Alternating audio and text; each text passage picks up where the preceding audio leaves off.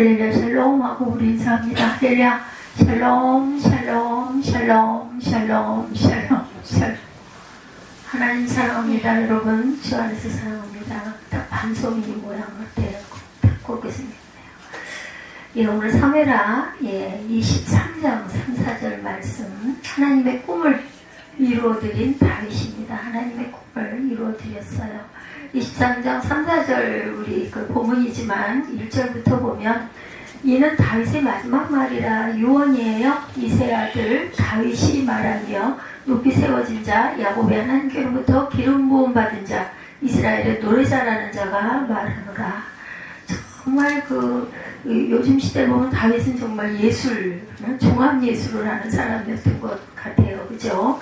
게다가 또 장군이기도 대단했어요. 지략과 모략과 또 그 용기, 용감함, 또 정직함, 못하는 나무랄 게 없는데, 그런데 가정을 잘 못 돌봐서 가정에서 반란이, 아들을 많이 두는 바람에 반란이 일어나기도 하죠. 야훼 영이 나를 통하여 말씀하시며 그의 말씀이 내 혀에 있도다, 이렇게 유언을 합니다.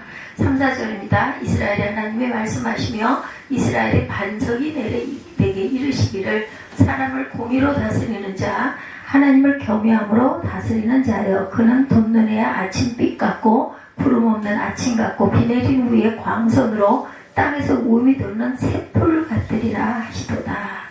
5절이죠. 내 집이 하나님 앞에 이같지 아니하냐. 하나님이 나와 더불어 영원한 언약을 세우사 만사에 구비하고 견고하게 하셨으니 나의 모든 구원과 나의 모든 소원을 어찌 이루지 아니하시랴. 그러나 사악한 자는 다 내버려질 가시나무와 같으니 이는 손으로 잡을 수 없습니다. 그것들을 만지는 자는 철과 창자루를 가져야 하리니 그것들이 당장에 불살이 이루리려다 하니라. 그래서 8절부터 쭉 이어지죠. 이게 이제 다윗의 마지막 날 유언입니다. 유언. 이스라엘의 하나님이, 이게 아주 쉬운 성경에서는 이스라엘의 하나님께서 말씀하셨다. 이스라엘의 반석이신 분이 나에게 말씀하셨다. 너는 백성을 공평하게 다스리는 사람이고 하나님을 두려워하는 마음으로 다스리는 사람이다. 그런 너는 새빛과 같고 구름 끼지 않은 아침과도 같고 비온 뒤에 햇살과도 같고 땅에서 새싹을 돋게 하는 햇살과도 같다. 이렇게 풀어서 나옵니다. 또 키워놓으니까는 좀 쏜다. 하나님의 꿈은 다윗을 왕으로 세우는 것이 아니라 지위가 문제가 아니라는 거예요. 그가 새벽빛 아침 햇살처럼 되어서 어두운 세상을 환하게 만들고 추운 사막의 밤을 아침 햇살로 세상을 따뜻하게 만든 것이 진정한 하나님의 꿈이고 또한 다윗 자기의 참된 성공이었다라는 거죠. 사람들이 원하는 꿈은 여러분들 무엇일까요? 세상에서 유명해지는 것? 그것이 바로 진정한 성공일까? 피겨 스케이팅 선수이기도 했죠. 김연아 선수.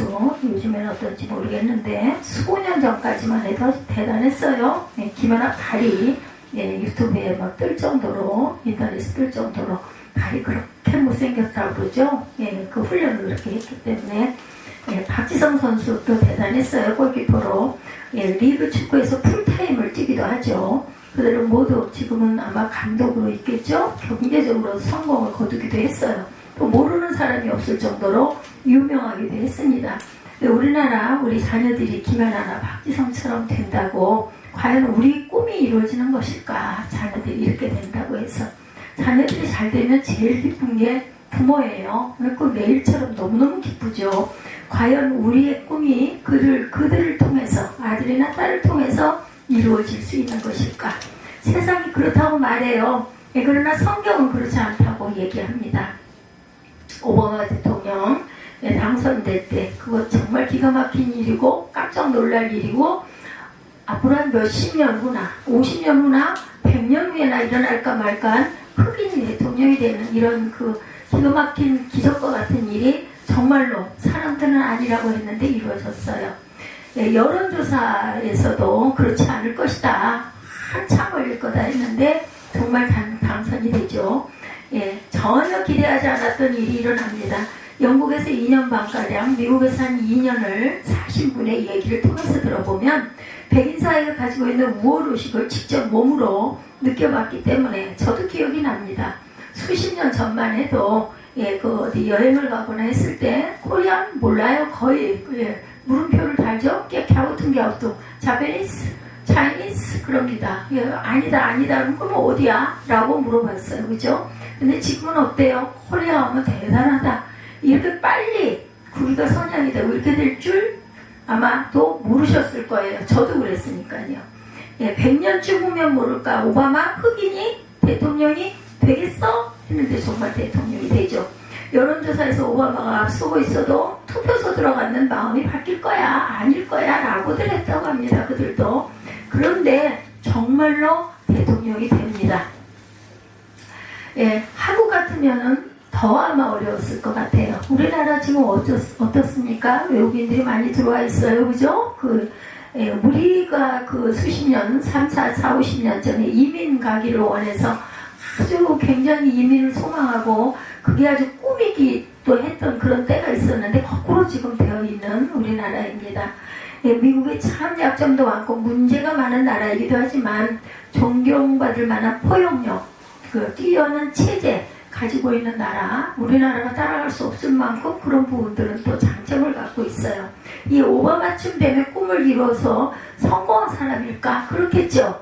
가문적으로도 그렇고 흑인이 대통령이 1회 대통령이 그것도 감옥에 오랫동안 갇혀있다가 나와가지고 대통령이 된 그런 사실을 우리가 보시면 그 점 하나님은 그럼 과연 뭐라고 그러실까?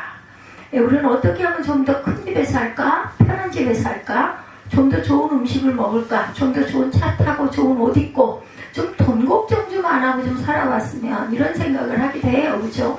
근데 여러분들 그런다고 해서 평안하고 기쁘고 은혜가 있고 그렇지는 않더라고요. 저도 굉장히 어려웠었잖아요. 그러다가 이제는 한 달 한 달 생활하는 거 글쎄요. 언제까지일지는 모르겠지만 그건 하나님만 아시겠죠. 당분간은 그래도 조금 그냥 이거 어떻게 이 카드값 어떻게 내야 될 텐데 또 이달 또 돌아왔네 이렇지는 않아요. 그런데 그렇다고 해서 내가 나머지 부분들이 다 괜찮고 좋고 기쁘고 즐겁고 아니에요. 또 닥친 어떤 당면한 예를 들면 오늘과 같이 저 스피커 하나가 소리를 그저 잡음을 내니까 집중도 안 되고 아이고 저걸 어쩌면 좋아. 아주 다른 건 아무것도 상관이 없어. 쟤만 좀 잘 됐으면 저걸 또 어떻게 해야 돼. 뒷일을 생각을 하는 거예요. 어디 가서 어떻게 해서 저걸 또 좀 고쳐야 되나 사야 되나 누구를 만나야 되나 모르니까 저쪽은 전혀 모르기 때문에 그러면 기도할 수밖에 없죠. 좋은 분 어떤 분일까요? 잘 만나서 잘 사서 앞으로도 10년 20년 아무 문제 없이 한동안 잊어버리고 썼잖아요. 그죠? 생각해보면 밥을 준 적도 없고 그냥 뭐 전기 꼽아서 그대로 놔있는 채로 탁 틀면 나오고 하니까 그냥 상관이 없었는데 또 저게 문제가 생기니까 앞이 깜깜해지죠. 어떻게 예배 진행 잘해야 하는데 뭐 시간을 꼭 멈춰야지 않을 수도 있죠. 그렇지만 정해진 시간에 설교도 잘하고 또 죄송하죠. 얼른 끝내서 조용하고 경건하게 또한 은혜롭게 해서 한 주일 예배 잘 드렸다 이런 마음들이 들게 그렇게 해드려야 할 텐데 그게 안 되다 보니 미리 알지 못한 일이었지만 당황이 되고 막 이렇게 자꾸만 정신이 흩어져요. 그걸 모으려고 학교에 애를 쓰는데도 신경이 계속 그쪽으로 갑니다. 지금도 마이크 뒤로 소리 나는 이런 부분들 굉장히 신경이 쓰여요. 근데 그렇더라도 씩씩하게 열심히 오늘도 예배를 이런 부분들을 비우고 말씀에만 집중을 하십시다. 이렇게 인생의 목표로 삼고 살아가는 이런 것들 뭐 누가 훌륭해지고 누가 유명해지고 대통령이 되고 이런 모든 것들 그것이 인간의 욕망의 한 부분일진데 하나님께서는 과연 그래 너 출세했구나 너 성공했구나 내 인생은 승리다 이렇게 말씀하시겠느냐는 거죠. 좋은 차라고 샀는데 얼마 타고 있으면 더 좋은 차들이 계속 나와요. 그죠? 평생 차를 20번 30번을 바꿔도 차로 인해서 깊은 만족을 구하지 또 거기에 또 다른 단점이 반드시 분명히 있습니다. 좀 더 편하게 조금 더 근사하게 계속 이런 것들을 추구하고 가면 한도 끝도 없는 거죠. 그런데 하나님이 주시는 꿈은 어떨까? 하나님께서 우리에게 주시는 꿈은 과연 무엇일까요? 여러분들 여러분의 꿈은 어떠하세요? 하나님이 내가 꾸는 이 꿈을 정말 기뻐하실까? 하고 생각해 보셨습니까? 좀 더 편하게 사는 것이 꿈이고 좀 더 잘 사는 게 꿈이고 또 걱정 근심 없이 아니면 내 자녀가 잘 돼서 본인이 원하는 어떤 그런 것을 이루었을 때 기뻐할 때 아이고 잘했네. 아이고 그래 네가 그렇게 그걸 소원하더니 정말 다행이다 잘됐다. 그게 조금 더 가까울 것 같아요. 근데 과연 하나님의 시각으로 보실 때는 어땠을까? 하나님께서 다윗을 통해 주시는 말씀은 거리가 멀었던 거죠. 오늘 본문에 보니 하나님께서 다윗을 통해 이루고자 했던 세상에 대한 꿈이 기록되어 있습니다. 3절과 4절에 말씀하시죠. 이스라엘의 하나님께서는 다윗을 통해 구름이 끼지 않는 아침에 떠오르는 맑은 햇살처럼 이 어둡고 차가운 세상을 향해 하나님의 사랑을 비추고 싶어한다. 누구를 통해서? 다윗을 통해서. 기단 다윗을 통해서 뿐이겠는가? 바로 저와 여러분을 통해서 하나님이 원하시는 세상을 만들어가기를 원하신다라는 거예요. 비온 뒤 세상을 돋게 하는 햇빛처럼 하나님께서는 바로 우리가 그런 하나님의 사랑을 전하는 통로가 되기를 원한다. 중동 지역의 땅들 어떨까요? 직접 가보지는 않았지만 뉴스를 듣고 지형적으로나 이런 것들을 들었을 때 아무것도 없어 보이는 비가 오고 나면 황무지 같은 곳에서 새싹이 올라온다는 거예요. 그 신선한 생명력. 하나님께서는 이 세상에 그런 생명력을 늘 주시고자 해요. 제일 많이 보는 게 언제예요? 봄에 돋는 죽은 것 같은 고목에서 파릇파릇 새싹이 우물 돋는 걸 보면 정말 기적과 같아요. 기적이죠. 신비입니다. 생명의 신비. 무슨 자리에 오르는 것이 하나님의 꿈이 아니고 대통령이 되었으니까 5번은 성공한 것일까? 우리는 그렇게 그쵸. 흑인이 웬일이야. 아닐 줄 알았는데 몇백 년 후나 이럴 줄 알았는데 정말 성공했네 이렇게 생각하지만 그렇지 않다는 거예요. 하나님이 바라보시는 것은. 이 세상에는 이런 고통과 슬픔들이 가득해요. 오바마가 마땅히 품어야 할 꿈이 있다면 그거는 대통령이 되는 게 아니라 대통령직을 통해서 미국과 세계의 가난과 슬픔을 몰아내는 것이 아마 하나님이 원하시는 하나님의 꿈일 것 같아요. 다윗의 꿈은 다윗 자신이 왕이 되는 것이 아니었습니다. 어두운 세상을 햇살처럼 비추는 그런 하나님의 사랑을 자신의 왕직을 통해서 왕권을 통해서 세상에 전파하라. 그것이 하나님께서 다윗에게 주신 드림, 꿈이었다는 겁니다. 높은 자리에 올라도 실패하기는 더욱 쉬워요. 보면은 그죠? 성경의 왕자리를 꿰차고 앉아서 하나님과는 아무 상관없이 엉뚱한 짓을 하고 다녔던 사울 그죠? 모습 때론 실패와 실수 속에서 무서운 징계를 받기도 했지만 때론 울부짖고 때론 기뻐 춤추며 주님의 뒤를 따른 다윗의 모습을 성경이 번갈아 보여주는 이유가 있어요.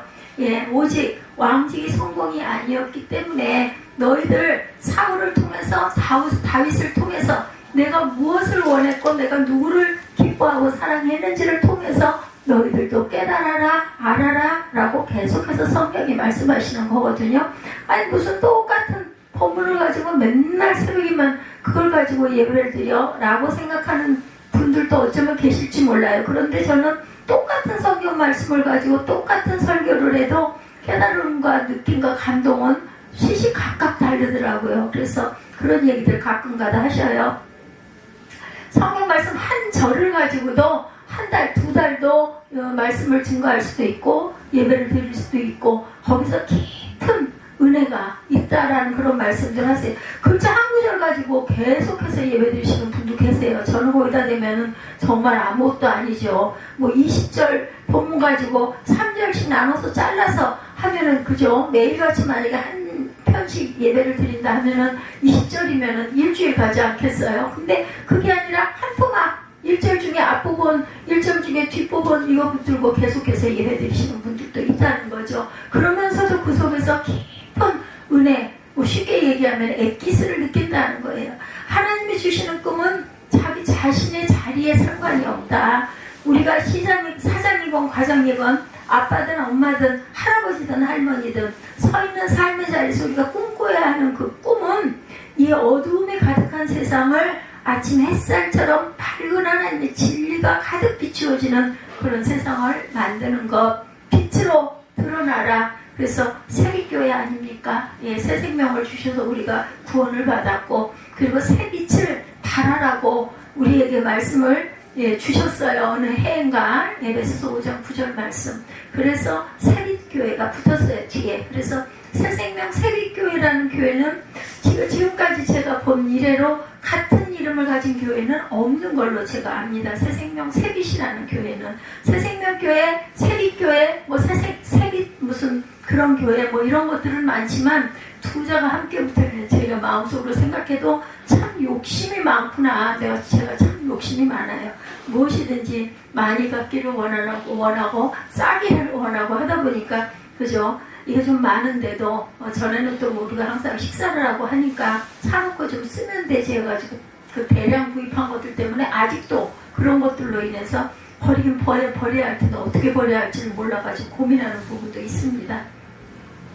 하나님의 진리가 가득 비추어지는 그런 세상으로 만드는 것, 그것이 하나님이 소망하는 하나님의 나라라는 것. 비가 온 후 햇살이 비칠 때 새싹이 올라오는 것처럼 세상에 하나님의 사랑이 움트고 그리스도의 생명이 움트는 그러한 그래서 온 세상이 하나님의 생명의 빛으로 가득한 이런 세상을 우리가 이루는 것이다. 그것이 바로 하나님의 꿈이에요. 하나님의 꿈. 내가 시원치 않아도 하나님은 내게 꿈을 주세요.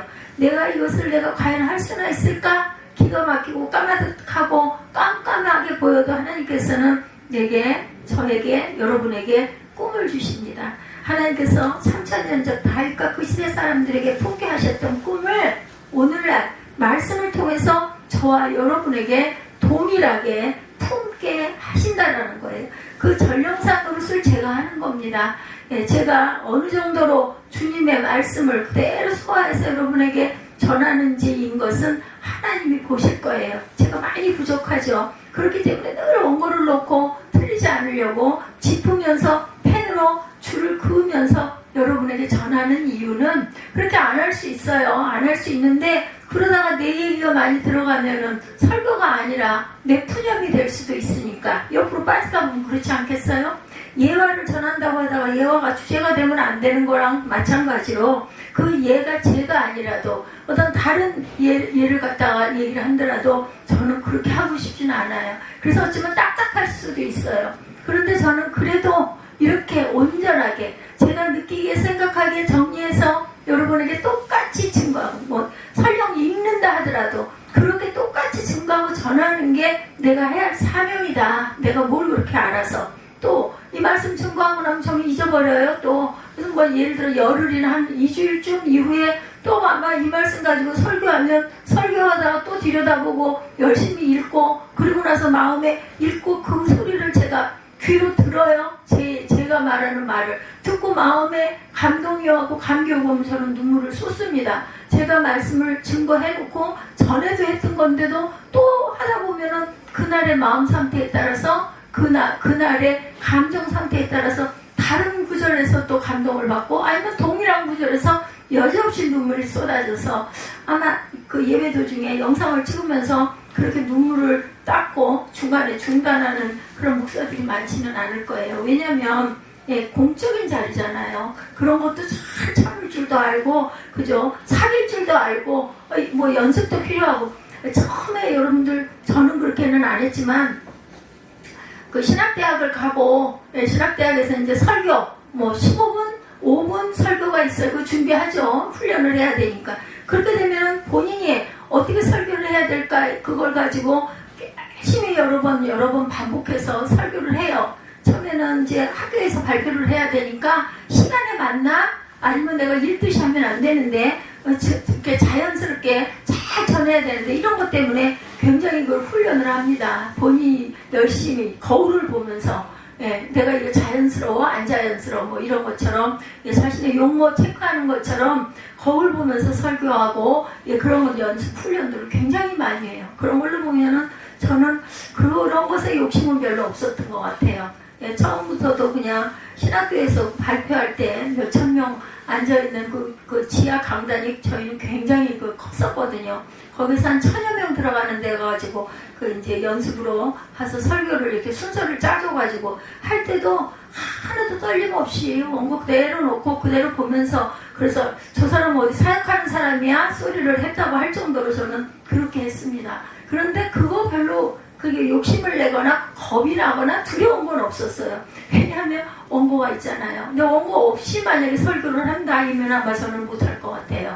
습관이 된 것도 있지만 머리가 부족해요. 저는 이런 외우는 지혜가 별로 없습니다. 그런 게 없기 때문에 그냥 내가 가능한 부분으로 뭐 외워가지고 줄줄줄 안 보고도 막 이렇게 설교하면 얼마나 좋겠어요. 와 대단해 라는 생각 나죠. 그럼 목사님들이 또 뚜렷하게 계셔요 몇 분들. 근데 그렇지 못하고도 은혜가 충만하고 꼭 원고 가지고 해도 은혜가 충만하고 성령이 충만한 목사님들도 굉장히 계십니다. 그렇기 때문에 과연 내게 주신 우리가 1부 때 이런 말씀을 드렸던 것 같은데 하나님이 내게 주신 사명 내게 주신 달란트 너는 이것을 해라 하신 것이 무엇인지 이거 찾아 발견하는 게 굉장히 중요합니다. 뭐 누구처럼 나도 닮아서 뭐 사모할 수는 있지만 내 달란트는 그게 아니다이면은 그거 욕심내지 말고 과감히 포기하고 나는 그냥 이렇게 가정 잘 돌보면서 자녀 하나 뭐 둘 어제 우리 사무엘이 체험장을 이렇게 들어와가지고 애를 기다리라고 엄청 신경을 많이 써서 한 1시간 정도를 물속에서 아들 때문에 또 내가 얼른 나가면 휙 나올 것 같아. 그냥 서너 바퀴 돌고 나올 것 같아가지고 그러다 보니까 생전 말을 안 붙이던 부인이 그 강습반 사람인데 나중에 꼭 만나죠. 그분이 그렇게 여러 달을 다녀도 한 번도 같이 눈도 맞춘 적이 없고 말을 나눈 적도 없어. 거의 제가 옆라인에서 하고 사례인에서 강습을 2시에 받는 분인데 그 여자분이 아주 열심히 해요 보면. 근데 불수 말을 붙이더라고요. 아드님이신가 봐요. 그러면서 그렇게 혼자서 잘 놀더라고. 물속에서 수영을 안 하고 잠수도 하고 막 나가다가 저기서 훌쑥 튀어나오고 또 내 뒤에 와가지고는 킥 하고 내 뒤에서 붙들고 이런 걸 본 것 같아요. 근데 한 번도 못 보다 본 것 같아. 그게 좀 여러 번 됐을 텐데 맞다고 그랬더니 수영도 아주 잘하더라고요. 수영하다가 어깨가 아파가지고 안 한 게 여러 달이 되다 보니까 중간중간 해도 2-3바퀴만 돌면 어깨가 아파가지고 못하고 그 중단이 됐는데 지금은 조금 괜찮다고 그래가지고 하는데 열심히 하질 않아서 제가 오늘도 애를 기다리느라고 이렇게 늦었습니다. 그러고 했더니 살이 자꾸 이렇게 친다고 얘기를 했더니 몸이 날씬하던데요. 제가 날씬하다고 한 건 좀 과장이죠. 말도 안 되죠. 그래서 체중이 지금 얼마 정도가 불었다니 깜짝 놀라면서 뭐 요즘 학생들 뭐 금방 빠지고 막내신가 봐요. 그래서 내가 아무 말도 못하고 말았어요. 이렇게 항상 자녀를 향해서 자기 자녀를 향해서 그리고 아주 굉장히 착하게 봐요. 밖에서는 아주 얼마나 착하고 예쁘게 보는지 다들 남의 아들 가지고 칭찬하지 뭐 칭찬 안 할 거슬리는 게 뭐가 있겠어요. 그러니까 칭찬을 하죠. 근데 어찌됐든 간에 너무나 정답게 너무나 장난을 좋아하고 아주 혼자도 잘 놀고 너무 착하다고 어저께도 그 얘기를 듣고 저도 그냥 마음이 든든했어요. 실제는 같이 부딪고 있을 때는 말도 안 듣고 어떤 면으로는 조금 밉기도 하고 저 녀석 왜 저렇게 게을르고 저렇게 느리고 안 씻고 어디 한번 가려면 그냥 수십 번을 깨워야 되고 일어났니? 챙겼니? 뭐 이거 놔두니? 오줌이나 안 되는 서비스센터에다가 수영 가방을 놓고 와가지고 어제 또 그걸 또 처지롭죠. 일산까지 갔으면 갔다 올 시간 뻔하잖아. 1시간이면 갔다 올 거고 1시간 반이면 샤워를 30분을 하다가 들어올 건데 2시간 반이 지나도 애가 안 오니까 또 가다가 무슨 사고가 났나? 무슨 사정이 생겼나? 아니면 수영복이 없어갖고 못 들어오고 밖에서 나를 기다리나? 이게 마음이 불편해가지고 계속 거기 들어오는 자리만 쳐다보고 저쪽으로 와서 건너다보고 와가지고 또 들여다보고 그러다 보니까는 얼른 나가봐야겠네. 딱 얼른 나가서 좀 전화기를 좀 보든지 날 보고 카톡 안 본다고 하더니 뭐라고 연락이 왔겠지? 그러고 딱 봤더니 앞에 티커니 서 있더라고요. 나가야 되는데 빨리 나가야 되겠네. 못 견뎌가지고 그러고 있는데 그러고는 1시간이 걸렸으니 날 보고 안 나간다고 빨리 왜 안 나가냐고 자기는 10바퀴만 돌고 갈 건데 그래서 아마 어저께 그래도 18바퀴는 돌았을 거예요. 그렇게 해가지고 뭐 살이 빠지겠어. 근데 어쨌든 물속에서 어깨 움직임이 그전같이 아프지 않은 것도 근데 그 어깨에 염증 생기는 거 알더라고요. 얘기했더니 이게 무슨 증후군이라고 하면서 그 어깨 아파가지고 수영하다가 중단하시는 분들이 많다고 얘기를 하시더라고요. 그래서 참 반가웠어요. 어제 좀 말을 좀 같이 하고 나누고 지내면 참 좋겠는데 무슨 대화거리가 없으니까 화제의 중심이 될 만한 거리가 없었는데 사무엘이 이렇게 다리 노릇을 해줘서 얼굴로 항상 부딪히고 함께 보니까 끝날 때도 보거나 아니면 내가 나오면 이제 이렇게 마무리하고 있거나 이럴 때도 그냥 서로 무심히 모르는 듯이 지나가는데 항상 옆 라인에 있다 보니까 이제는 인사를 할 수 있겠구나 해서 참 나도 참 변죽도 없다 이런 생각을 혼자 했습니다.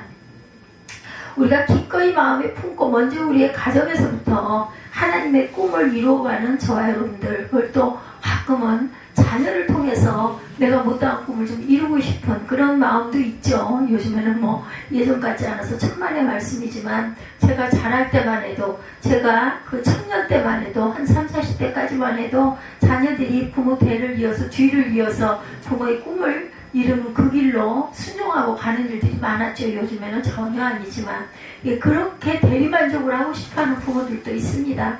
이거 좀 뭐 나쁜 게 아니면 너한테 그런 소질이 보인다 이면은 그쪽으로 밀면 열심히 노력을 하고 했었는데 요즘에는 뭐 자기가 싫은 거 절대 안 하니까요. 정말 많이 변했다. 정말 3, 40년 전하고 지금의 청소년들의 그 모습, 아니면 교육, 아니면 생활, 그 본인의 어떤 시간 이런 것들이 너무너무 많이 개인화돼서 많이 바뀌었구나 하는 생각을 합니다. 우리 가정이 아직도 각자의 가정에 고통도 있고 문제도 있고 아픔도 있고 때로는 홀로 누구에게 얘기할 수도 없는 외로움도 있습니다.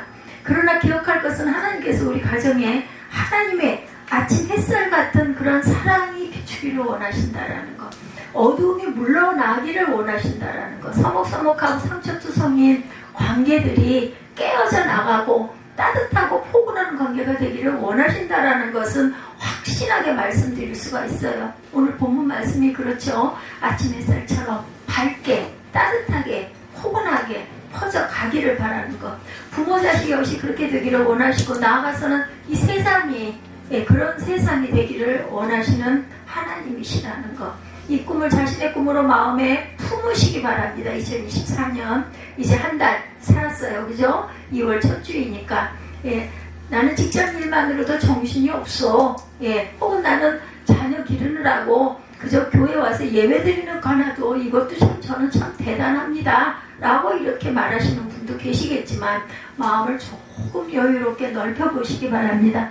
내가 비록 시원치 않고 부족한 존재이지만 하나님께 나에게 그분의 꿈을 품게 하시고 나를 통해 그분의 꿈을 이루기를 원하신다는 것, 돌 하나 얹고 막대기 하나 잡는 작은 수고라고 해서 그 꿈을 그렇게 해서라도 이 꿈을 이뤄봐라 라고 말씀하신다는 것, 이렇게 하나님의 계획에 감사함으로 응답하시기 바랍니다. 그럴 때 우리의 삶 역시 하나님 앞에 존귀해질 것이다. 내 부모가 시원치 않아도 괜찮습니다. 내 자녀가 아이고 저 녀석 왜 저렇게 느려. 저는 아주 그게 제일 답답해요. 배우자가 그러더니 이제는 대를 이어서 아들도 그렇게 느리고 어디 한번 모집 한번 하려면 아주 힘을 키워요. 그렇더라도 오늘 본문에서 다윗은 자신을 어떻게 언급하고 있어요? 자신을 이세의 아들이다 이렇게 말하고 있습니다. 이 표현은 당시 사람들의 자신을 소개하는 관습적인 표현이었어요. 뭐 요즘에 그러나요? 누구의 뭐 아들입니다. 뭐 이한나의 아들입니다. 안 하죠. 저 정사무엘인데요. 이렇게 말하죠. 당시에 성이 없으니까 자기 이름 앞에 아버지 이름을 성처럼 붙였던 것 같아요. 근데 이세라는 인물은 그렇게 대단하거나 이름이 알려져 있거나 뛰어난 인물도 아니었죠. 다윗이 아니었다면 그 존재도 알 수 없었던 이스라엘의 평범한 아버지 중에 한 사람이었다. 오바마의 아버지 여러분들 아세요? 모르죠. 신문에서 봤다 해도 그냥 이름 누구네 하고 넘어갔겠죠. 케냐 출신 흑인 아저씨인데 아들만큼 잘난 얼굴도 아니라 그래요. 저는 그건 기억이 없습니다. 우리가 오바마의 아버지 이름을 기억 못하듯이 다윗이 아니었다면 우리가 이름도 모를 그럴 사람 이세예요. 이세. 참 이세라는 이름이 좀 독특하다 저는 그 생각은 했습니다. 다시 말해서 이세는 별 볼 일 없는 그냥 우리가 유명하게 알아둬야 할 그런 인물이 아니라는 거죠. 요즘에는 또 뭐 유튜브에 보니까는 막 그 영화 배우 탤런트 이런 사람들이 멀쩡하게 살아있는데 죽었다라는 이야기가 굉장히 많아요. 저 어저께 깜짝 놀랐잖아요. 3개월 전에 조용남이 저기 차에 스포츠카에 치여서 죽었다. 그래서 장례식에 갔던 사람들의 이야기, 뭐 김영권 씨인가 이분이 그거를 해가지고 유튜브에 3개월 전에 올라와도 이 양반이 먼저 3개월 전에 돌아왔어. 난 그분 노래를 좋아하니까 그리고 막 그걸 찾아봤잖아요. 나중에 보니까 그것도 거짓말. 뭐 기명 없이 돌아왔다. 다 살아있는 사람들 거짓말. 아니 왜 사람을 죽었다고 하는지 정말 이상하다. 네이버를 막 찾아보다 보니까 그래서 뭐야 이거 가지고 내가 한 20분을 깜짝 놀래가지고 계속 찾았잖아 이런 생각을 했습니다. 여러분들 중에 아버지가 세상에 다 알아볼 만한 사람이 있을지는 몰라도 하나님 보시기에 이새와 같다라는 거 아무것도 아니라는 거예요. 이름 유명하고 아니고 이런 거 하나님 전혀 상관 안 하신다. 우리 역시도 마찬가지죠. 평범해요. 어쩌면 평범하지도 못할지도 몰라요. 우리에게 약점들이 너무너무 많아요. 숨기고 있지만 부서지기 쉬운 연약함이 또한 얼마나 많습니까? 죄성이 또한 얼마나 강합니까? 그러나 그럼에도 불구하고 하나님께서는 오늘도 저와 여러분을 불러서 쓰기를 원하신다라는 것. 평범한 집안의 막내인 목동 다윗을 불러서 하나님의 꿈을 이루는 자로 쓰신 것처럼 똑같다라는 거죠. 기억하시기 바랍니다. 우리가 잘나서가 아니라 우리의 연약함에도 불구하고 우리의 있는 모습 그대로 주님께서 우리를 불러서 쓰시기를 원하신다라는 것. 자신의 연약함과 모자람을 핑계할 수가 없다라는 것. 하나님은 어린 목동 다윗도 불러서 기름을 부으셨어요. 그렇게 기름을 부어주신 것은 다윗이 가지고 있는 재능이나 힘으로 하나님의 꿈을 이룰 수 있는 것이 아니기 때문이에요. 그릇으로만 쓰셔요. 그럼 뭐가 필요해요? 순종, 마음만, 믿음만 있으면 되죠. 하나님의 기름 부으심을 받은 목동 다윗은 골리앗을 쓰러뜨렸어요. 장군이 됩니다. 왕의 사위가 되고 나중에는 마침내 통일 왕국을 이루는 그런 왕이 되죠. 다시 말하면 becoming이 아니라 being이라는 거. 앞으로 그렇게 될 것이다. 오바마도 꼭 다윗 같아 보입니다. 그렇지만 다윗에게 있어 왕이 될 때까지보다 왕이 된 후가 훨씬 더 중요했던 것처럼 오바마에게 있어서도 앞으로 훨씬 더 중요했을 것이다. 다윗이 왕이 될 때까지 우여곡절 굉장히 많았죠. 성경에 보면. 그러나 오늘 본문이 보여주고 있는 것은 다윗이 그렇게 고난 속에서도 성공해서 왕이 되었다가 아니고 다윗이 하나님의 뜻을 이루어지는 일을 위해 어떻게 섬겼는가, 이게 중요하다. 그리고 하나님께서 우리 모두에게도 다윗에게 하셨던 것과 같은 동일한 요청을 오늘 저와 여러분에게 하고 계신다라는 것. 우리 자리에서 하나님의 뜻을 이루기 위해서 하나님의 마음과 방법으로 섬기라는 것이 바로 그것이죠. 하나님께서 다윗을 왕으로 세울 때 은혜를 입었으니 폼 재고 다니라고 왕으로 세운 것이 아니고 다윗 자신이 자신으로 왕의 집안을 세우신 하나님께 감사한 것은 그가 하나님의 뜻을 이루는 왕이 됨으로써 가치를 지니게 되었어요. 비록 왕이 되었다 한들 사울처럼 패해질 왕이었다면 그것이 무슨 영광이 될 수 있겠는가이죠. 대통령이 된다 해도 사람들이 부끄럽고 수치스럽게 여기는 사람이 되고 만다면 높은 지위에 올라간 것이 무슨 영광이겠는가. 진정한 높은 자리는 그런 게 아니죠. 하나님께서는 우리에게 높든지 낮든지 어떠한 직분을 주셨어요. 가정에서는 아빠, 엄마의 자리, 할머니, 할아버지의 자리를 주시고 사회생활에서도 각각의 직분이 있습니다. 직장이 있고 하는 업무가 있어요. 하나님의 꿈은 따뜻한 햇살을 비추어 따뜻한 세상을 만드는 것. 그 자리에서 따뜻함이 풍기는 그러한 사람이 되는 것을 원하신다는 것. 이웃들 속에서도 어떤 위치를 주시고 교회에서도 우리에게 어떤 위치를 주셨죠. 왜 주셨다고요? 하나님의 꿈을 이루기 위해서. 어떠한 꿈? 따뜻한 소망의 꿈, 그죠? 초록빛의 꿈, 이것을 이루게 하기 위해서 밝은 햇살을 비춰서 어둠 가운데 있는 사람이 없도록, 추위에 덜덜 떠는 사람이 없도록 하는 꿈이 하나님의 꿈이다.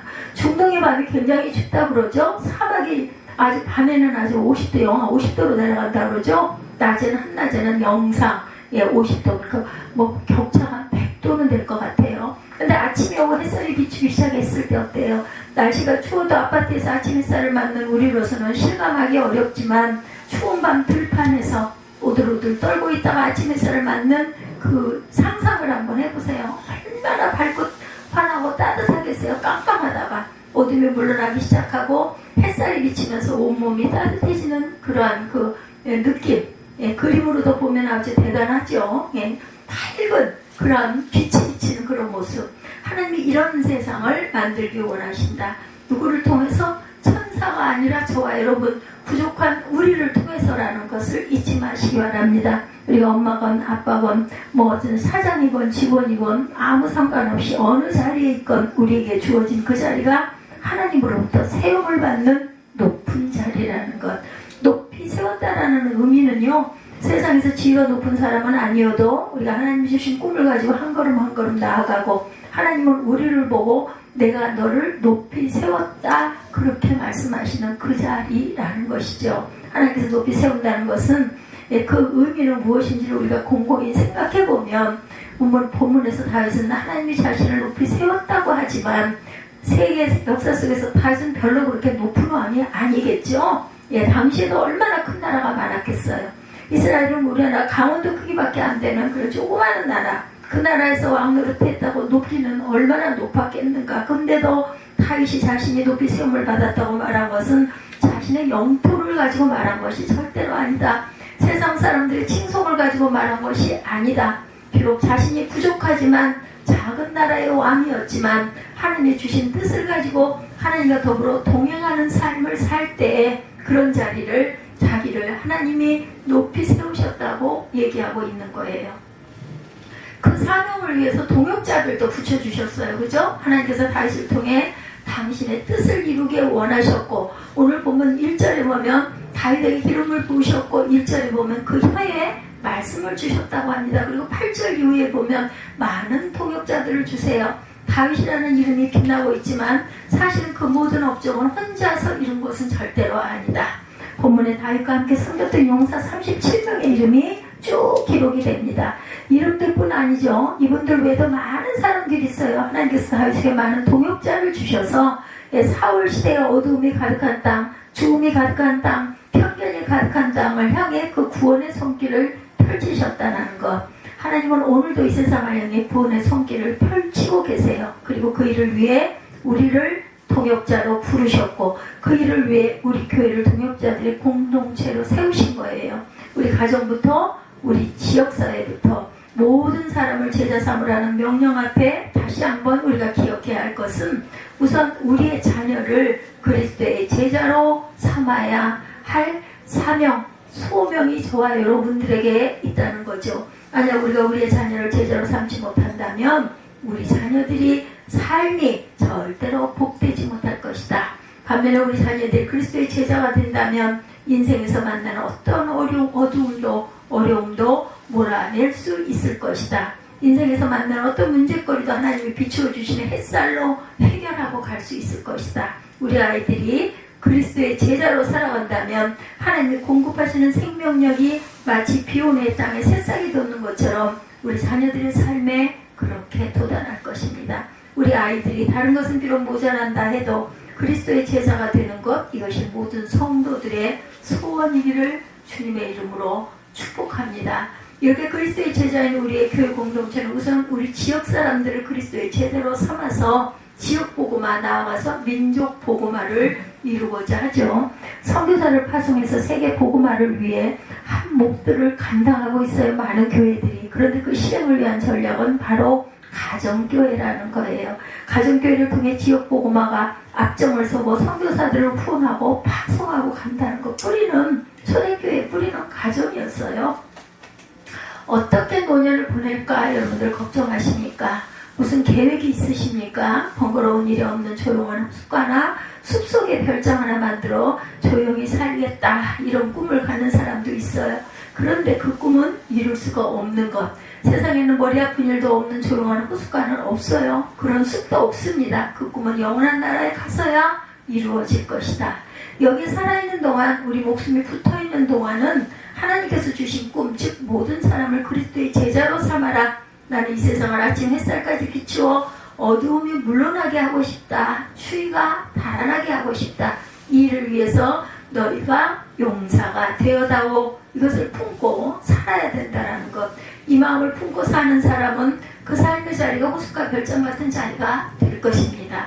여러분 어디에 사느냐가 여러분의 행복을 결정하는 요소가 아니죠. 장소가 중요한 것이 아니고 여행을 가보면 어디를 갔다 왔는가도 중요하지만 누구하고 같이 갔는가 이거 굉장히 중요해요. 재미없는 사람과 다니면 경치 좋은 데 갔다 왔다 이게 남은 게 하나도 없습니다. 그렇지만 사랑하는 가족이나 마음이 맞는 친구와 함께 어딘가를 다녀오면 동네 시내가에 앉아있다 와도 다미부강을 본 것 같은 기분이 좋죠.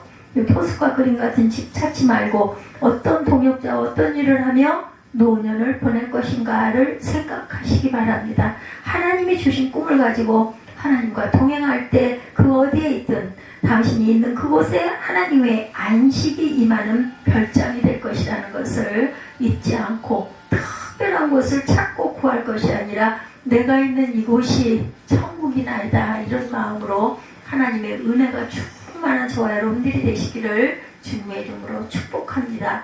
오늘은 사무엘하 23장 3, 4절을 통해서 하나님의 꿈을 이루어드린 다윗인데 하나님의 꿈을 이루어드린 여러분들이 되시기를 주님의 이름으로 축복합니다. 우리 결단하시고, 아까 찬양 특송 있었죠? 예, 하시고 기도하시고 축도로 예배를 마치도록 하겠습니다.